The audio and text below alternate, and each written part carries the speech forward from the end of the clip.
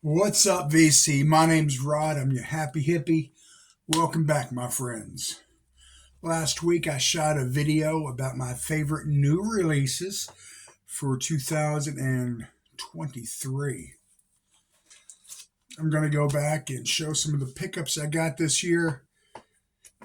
I won't show all of them, but I'm going to show some of my favorites, some of the ones I feel lucky to get, and some record store day issues in here, some blues reissues, and you're gonna see. You're gonna see if you hang out with me.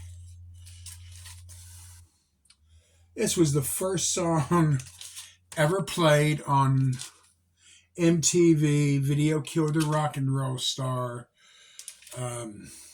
We all know this. That's a very lame trivia question to still be talking about 50 years. Is it 50 years? About 50 years later. The Buggles. Really cool album, though. I picked this up very, very, very cheaply. I've played it once or twice since I've got it. Very glad that I did. Pink Floyd, the live version of Dark Side of the Moon. I've got an early copy of it. I've got, a reissue of it. And I went out and I bought the live version. It's just basically Dark Side of the Moon in its entirety performed live. There's a guy that I adore, absolutely love this next artist. Had this on cassette, found the album, and Alice Cooper Trash. I jumped at it. I wanted it in my collection. This was a Christmas gift from my beloved wife. Bob Dylan, Another Night. And I'm going to go into this album at a later date. Man, this is a fantastic album. It truly, truly is. Another Night at Budokan. Absolutely love this album. Thank you, Kelly. These next two are punk albums I picked up from a friend of mine that was trying to get rid of them. It's the UK Subs, which I love the UK Subs, and a band I wasn't real familiar with, the Weirdos. I've heard Vinyl Richie the Man, talk about the Weirdos. A friend of mine selling him is like, oh man, you love him, dude. Buy him.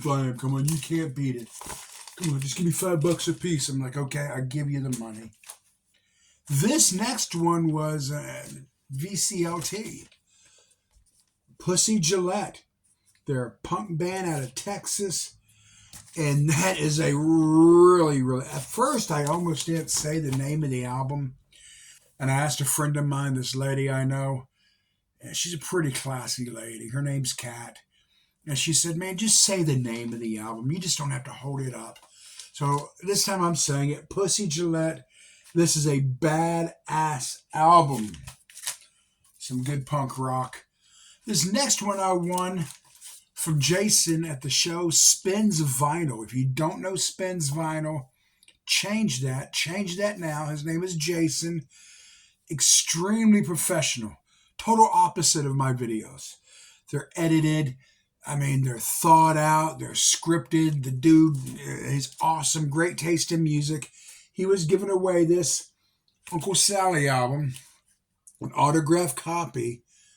There were only so many of these represses made. They cut a little slit in the original cellophane, and the Jeff signed him, the main dude of the band. If you're not familiar with this band, man, Uncle Sally, go try to stream them or find their videos. I'm not a metal dude per se, but I flippin' love this album. This one was towards the end of their metal career. It has some grunge sounds to it.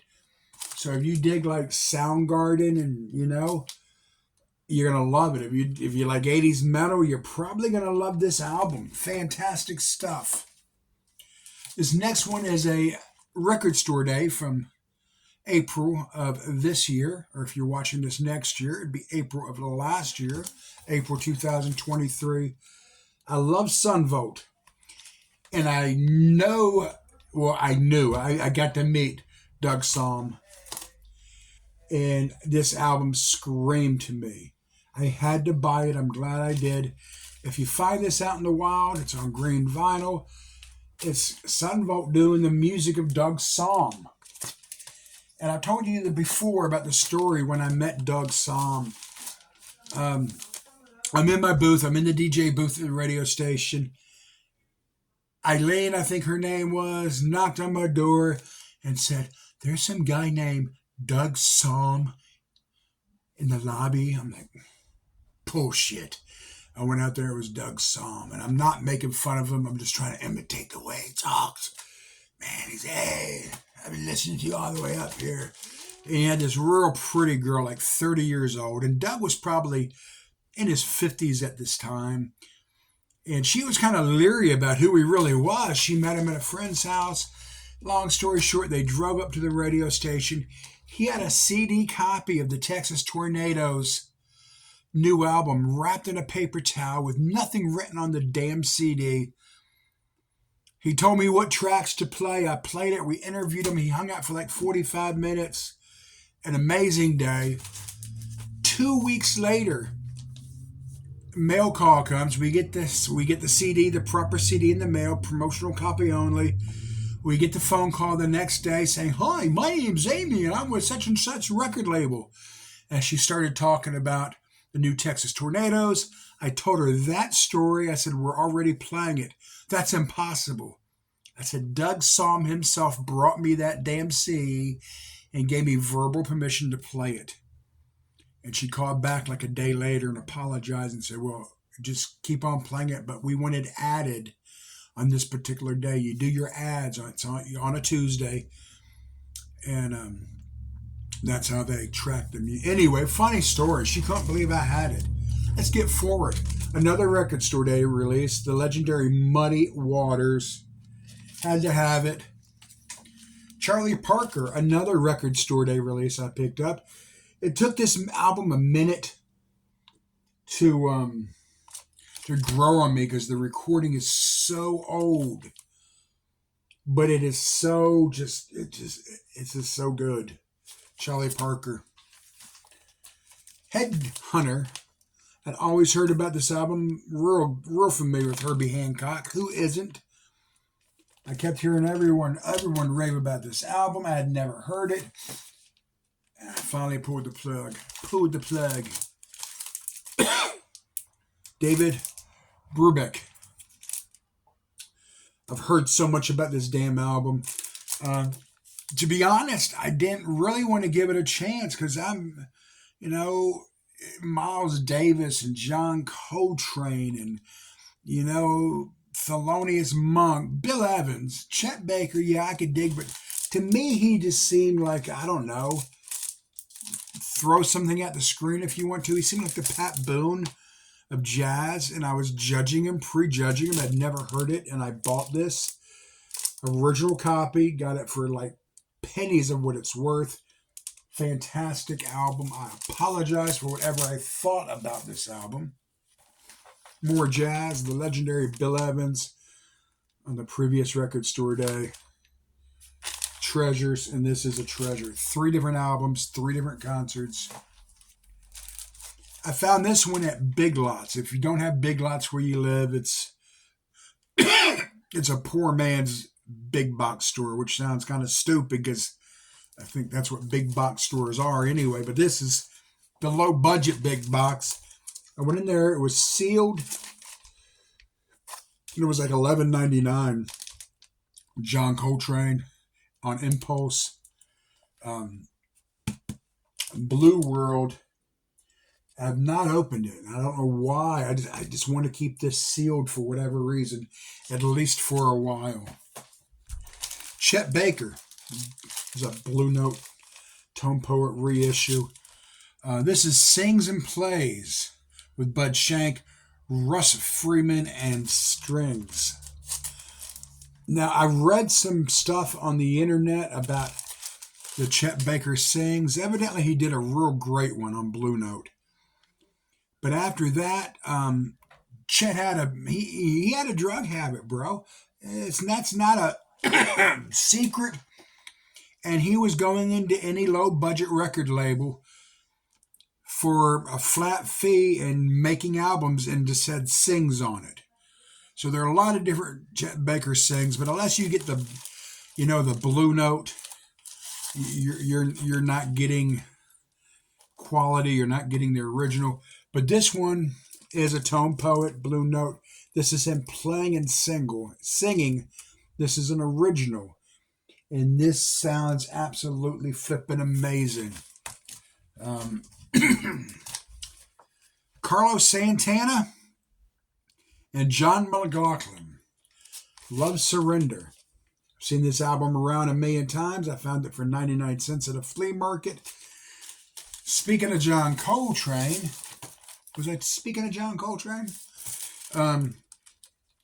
they do Love Supreme on here with a lot of guitar work on it. They were going through some kind of religious thing, man, where they decided they were going to wear white for like 3 years straight. Anyway, this is a fantastic, excuse me, where's my coffee? Fantastic jazz album, jazz rock album. This is possibly one of the greatest blues albums. Arguably, it's probably in the top 5 blues albums ever made. It was produced by Texan Johnny Winter, my hero, Johnny Winter. This is Muddy Waters, Hard Again. Fantastic blues album. Had it on cassette when I was young. Finally glad to get it on vinyl. This is remastered, of course, music on vinyl. If you like blues and you've never heard this album, buy this album. If you're not even sure if you like blues, you're thinking about liking blues, buy that album. Captain Beyond, great album. I got this at a sale that was going on, a street festival. And the guy wanted like $15 to $20 per album. And he goes, well, if you buy more than 2, I give them to you $15 a piece, $30, So we're going to buy 2. Then I picked up the third one. Said, all I got's $30. Would you please sell me this album? And he was like, okay. So I got him for $10 a piece. Man, this is a super group. Back before they called them super groups. It's a rock and roll album. Side 2, almost one of the songs almost sounds like a Molly Hatchet song. But it's kind of a progressive. I'm not going to use the word psych. I remember the Alice Cooper Band is on here. Captain Beyond, worth checking out. Again, get ready to throw something at the television screen or the TV or the computer screen. My screwed up, humble, uneducated, unauthorized opinion. Smoking OPs, the only Bob Seger album worth owning. Ducking. Smoking OPs. OPs, man, stands for other people's, if you didn't know that. Back in the day, what kind of cigarettes you smoke? OPs, other people's. What kind of beer you drink, man? OPs. Bob Seger, Smoking OPs. Killer blues rock album. Saxon. Y'all know Mega Jeff. Mega Jeff, great channel, cool shit guy. I was watching one of his videos. I was feeling pretty relaxed. I was feeling pretty good, if you know what I mean.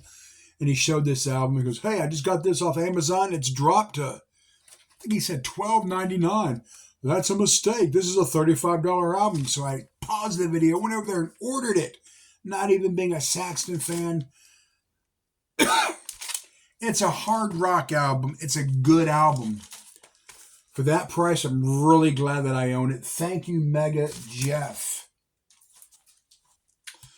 This is a Record Store Day release. I did not buy this on Record Store Day because it came out Record Store Day, Black Friday, and I slept in that day. From Texas, the 13th Floor Elevators. About a week after that, maybe 2 weeks after that, I was looking around on eBay. and it had dropped to from a guy, brand new, unopened. He wanted $20 for it, free shipping. So a friend of mine was kind enough to buy that for me. Psych album, rock and roll album, whatever you want to call it, Safe as Milk by another captain, Captain Beefheart. What did I say that other one was? Captain Beyond. This is Captain Beefheart. Great album. Still had all the little the trinkets that came with it, the posters and the paperwork. Evidently,